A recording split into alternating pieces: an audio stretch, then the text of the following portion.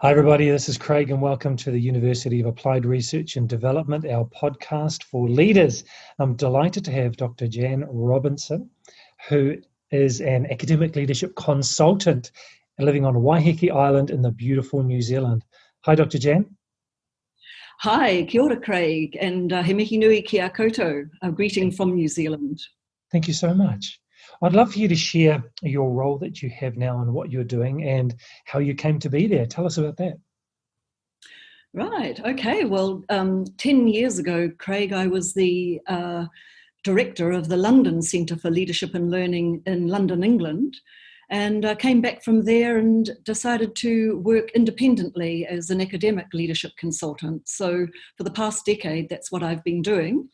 Working for universities, working for the government and governments of different international countries as well on leadership development. But two particular roles that I think would be interested, your students would be interested in, is that I was the academic director of the New Zealand Aspiring Principals program over a 6-year period. And I have also been working with what we've been calling kahui ako, which are communities of learning, groups of schools who have come together to try to be better together than apart, to work on student achievement and addressing our inequity in New Zealand education. And that's been really interesting work. Is the move for schools to work together now to leverage their strengths combined together, is that something new, or has New Zealand always done that? I think that New Zealand has always done it to a degree, but over the past 4 to 5 years, the government has made a very strong move with its policy development, almost requiring schools to work in these communities of learning, in these clusters of schools, in order to be able to share that expertise across schools. They've made specific roles as well, paying one of the principals in the group 0.4 of a salary more to run the cluster and work with the other schools. And there's been positions for teachers to be able to work across schools and within schools to try to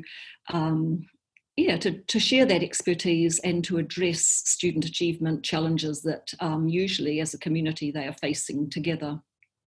Are there particular areas of need that they're facing as a challenge across the group, and particular types of expertise that you're focusing on highlighting and raising?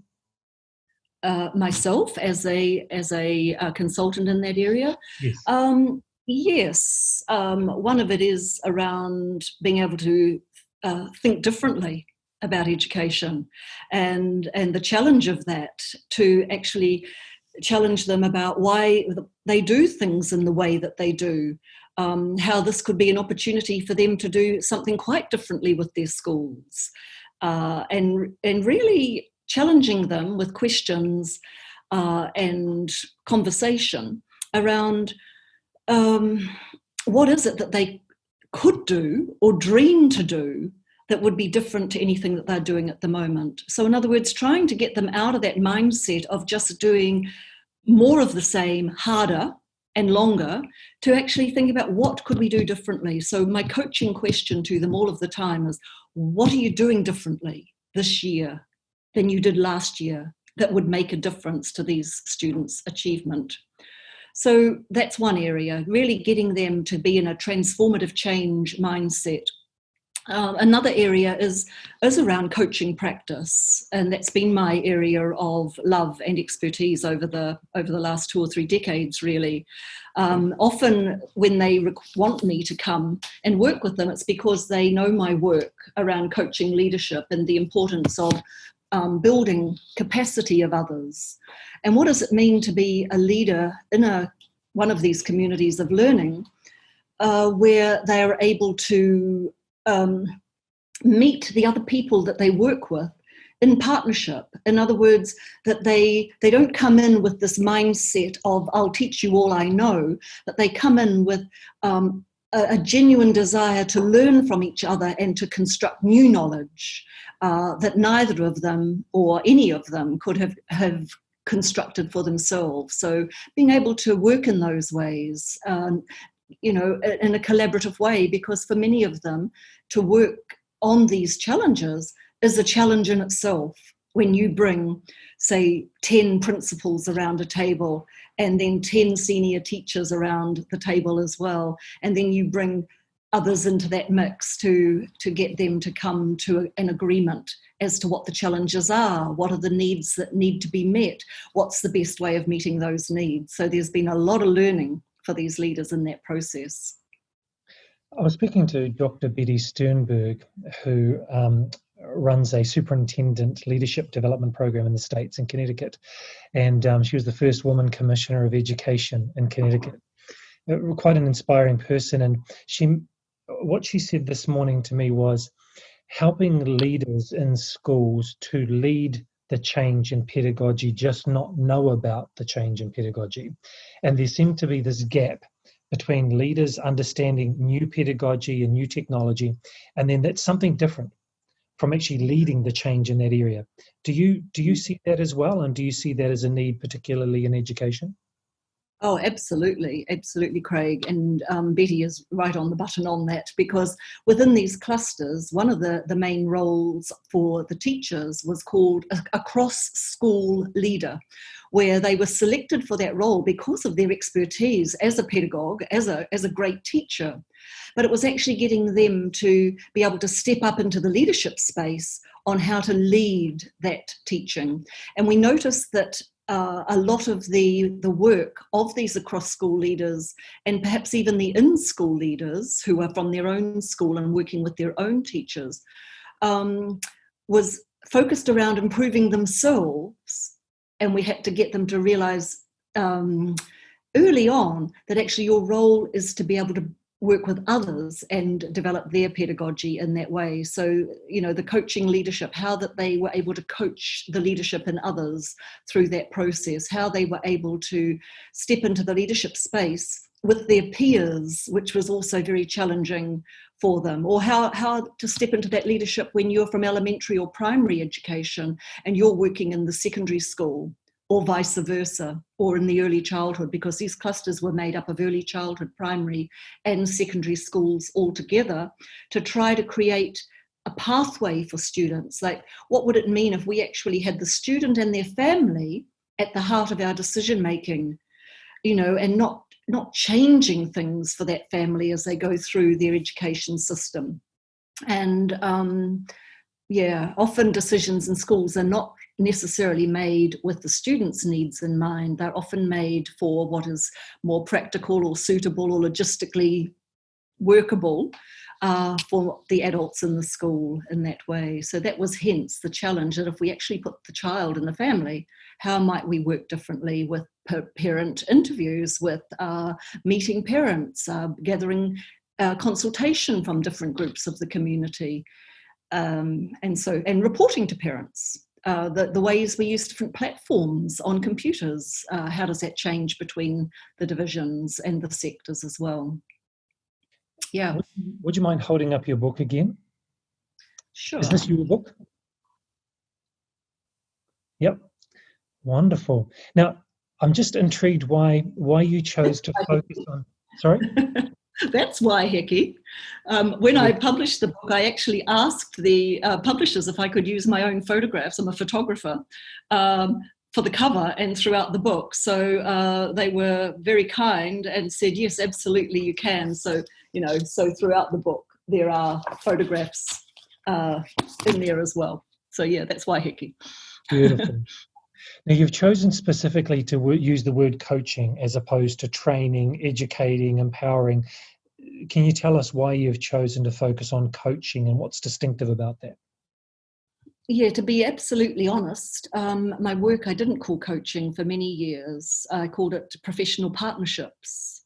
And what does it mean to work as a partner in learning, whether you're a teacher with a student or whether you are a teacher with another teacher or a principal with a teacher?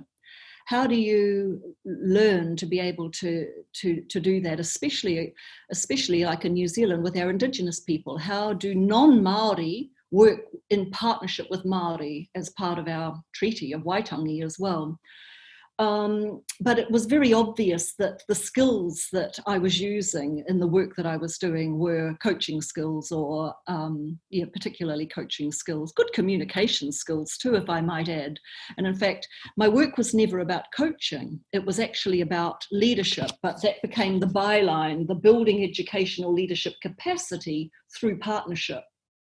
This was the publisher's choice, coaching leadership. They always have the last choice on the title.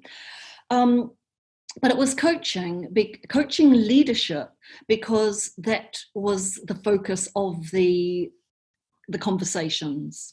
And what sort of skills do you need to be able to build the capacity of somebody else to lead?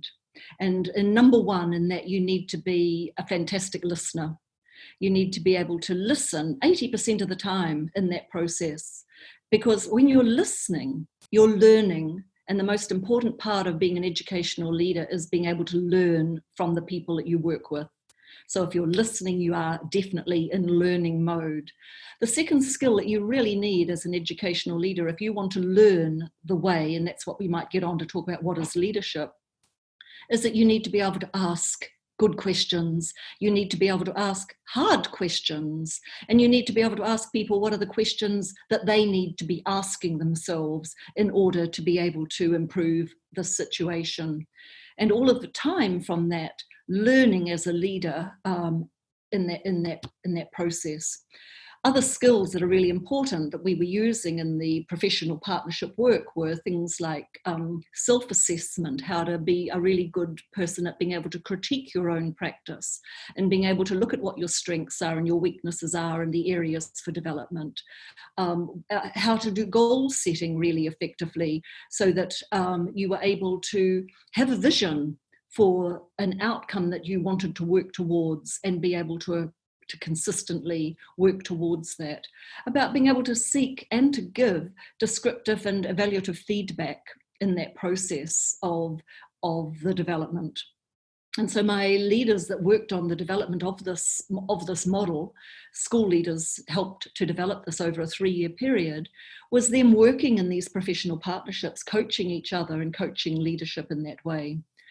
They were coaching educational leadership, so it was educational leadership. It was professional learning, but I don't usually use the word training in my work, because training for me is something that's decided over here and delivered at people often. And that's often been my experience of it. I'm not saying that it needs to be like that. Whereas if you're facilitating or you're coaching or you're educating, to come back to your first question, you are working with a group and taking them from where they are now to where they want to be in that process. And that's that coaching. It's the generative nature of it. It's not a deficit process. To me, it's like the ultimate of professionalism. I wouldn't sit here and talk to you about coaching if I couldn't tell you who my coaches were right now, still in my life, in terms of helping me to be really critically reflective about my work, help me to have supervision around my professional practice, and challenging me in my thinking and my mindset, which is always a work in progress. Yeah, that's wonderful, because you will be modelling to leaders your own personal growth and professional growth, yes? Yeah, I think that's important. I really do. And I think there's some things that are important in leadership, and number one, and actually I'll cite some research from the University of London School of Economics by Goffey and Jones.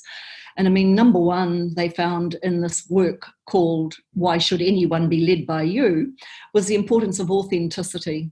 And I still believe, and always have, that authenticity is at the basis of what we need in leadership today, where people know who you are, people know what your strengths and your foibles are, people know that what you say is what you mean, and where it comes from, what values base that leadership comes from. They also talk about people need to feel the significance of their work.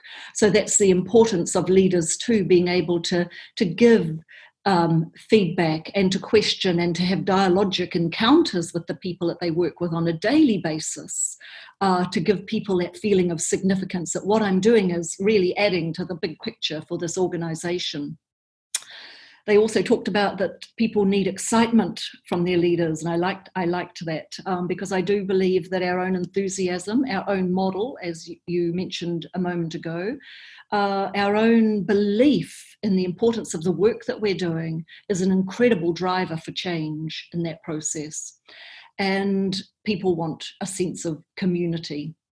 And that's obvious, and particularly in these strange times that we are all experiencing across the world at the moment, that feeling of community and empathy and being part of something bigger than ourselves is really, really important. And leaders not only have to be able to engender that in their organisations, they need it for their own safety and their own development as well. And Goffey and Jones' thesis is ultimately to be yourself more with skill. And that still for me stands very true. To know, number one with leadership is the capability of your own self-awareness, so that you do know yourself well. Because if you don't know yourself well, you won't also be able to know others well in that way. And being able to work in that way, so that you're willing to seek feedback, that you're willing to learn and to uncover aspects of yourself in that process. Jan, because you've travelled internationally and most Kiwis aspire to do their OE or travel or work overseas at some time, what was your motivation for going to London and travelling as a Kiwi educator? Yeah, good question. I think that I had always had this desire to work somewhere else in the world at some stage, as an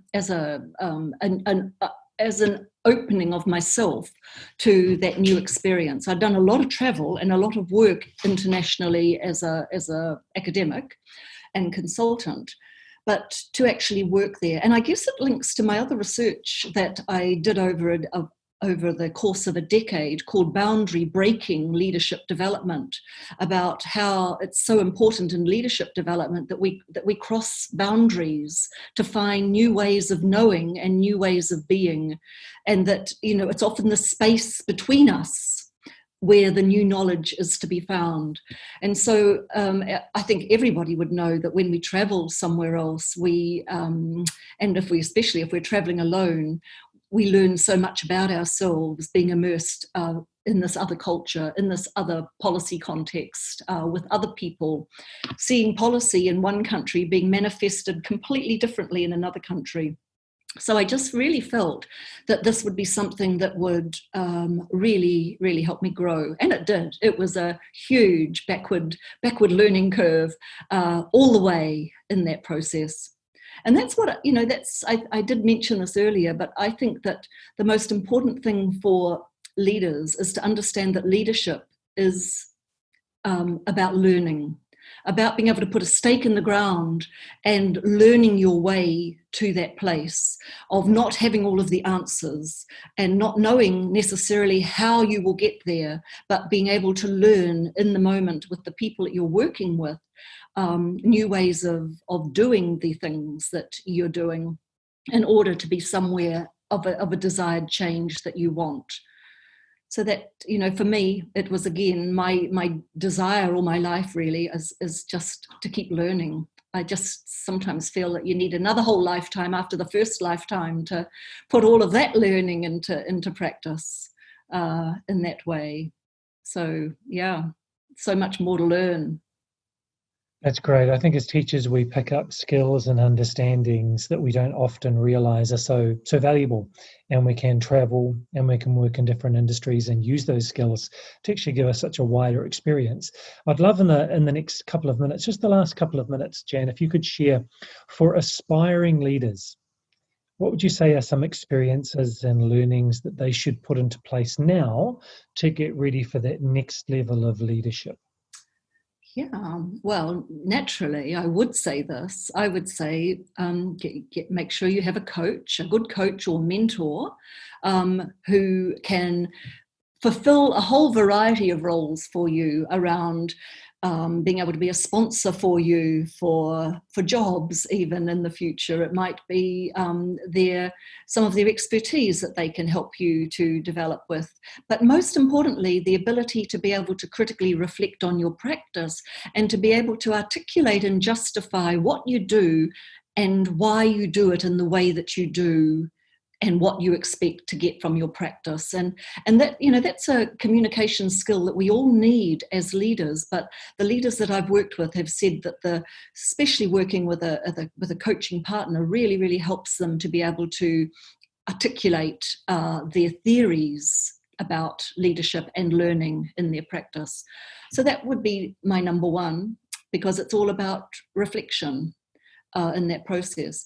The second part is to think about your philosophies of leadership and the importance of relationship as also being synonymous with the word leadership. If you can't build good learning relationships with the people that you work with, you're really a leader taking a walk somewhere on your own, and you won't experience good leadership if you aren't able to form these good learning relationships. And often when I ask leaders that I work with, Craig, about, I say to them, how would your colleagues describe the learning relationship they have with you? Sometimes I get quizzical looks on their faces. What do you mean that the learning relationship they might have with me? And then they start to think about it. And some people are really, really honest and say, do you know, I'm not sure that my colleagues would see that it was a learning relationship. They would be a little bit confused by that question. And for me, as an aspiring leader, that's the best role model we can be for our colleagues in our learning, is being able to be that learning, to build that learning relationship together in that process. Many things. I could go on about so many things, looking at your philosophies around equity, looking around your philosophies around transformative change. Education is about change in society and addressing challenges in society. Asking yourself a lot of good coaching questions, like, what am I not willing to compromise on? What am I willing to stand up for? Why do I feel so strongly about this particular aspect of my work? What is my dream for students' education? And often we go into education and people say, I came into teaching because I wanted to make a difference. What sort of difference did you want to make? And has that changed? And how are you different now would be my question. How have you changed because of your experiences in your school or in this new country that you are in, Craig? How has it changed you? Because if you can't answer for me how you have been changed, then I would wonder how much learning you've actually been doing from the people that you're with if you haven't changed. That's wonderful. That's really valuable, Dr. Jan. I don't think anyone's mentioned thinking about that question, what's the learning relationship between you and your colleagues as you get ready for that next level? That's quite powerful. Dr. Jan, I really want to thank you for your time and sharing your wisdom. I know that you're busy. So thank you so much for giving us your time today. We'll make sure that the links to you on LinkedIn and your book are also with the description. What's the best way for people to get in contact with you if they'd like to engage with you? That would be wonderful. I was going to hope I had one more chance to actually say something I meant to say at the beginning to all of your participants in your programs, Craig. It's just congratulations for stepping up into this further study, because that's another thing aspiring leaders can do, which is so important. I mean, and I would say that as an academic professor in terms of that, thinking about the importance of the academy in helping us to think about our practice. So congratulations to all of you for stepping up into this for your study. They could email me on info@janrobertson@janrobertson.co.nz. And I'd be really happy to receive any emails around educational leadership and its development from any of your students. Wonderful. Thank you, Jan. Really appreciate your time. Have a great day. Great. Thanks, Craig. Thanks a lot. Bye.